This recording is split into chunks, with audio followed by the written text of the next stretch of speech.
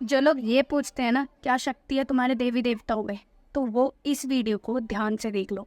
आधुनिकता बह गई और इतिहास सीना ताने खड़ा है।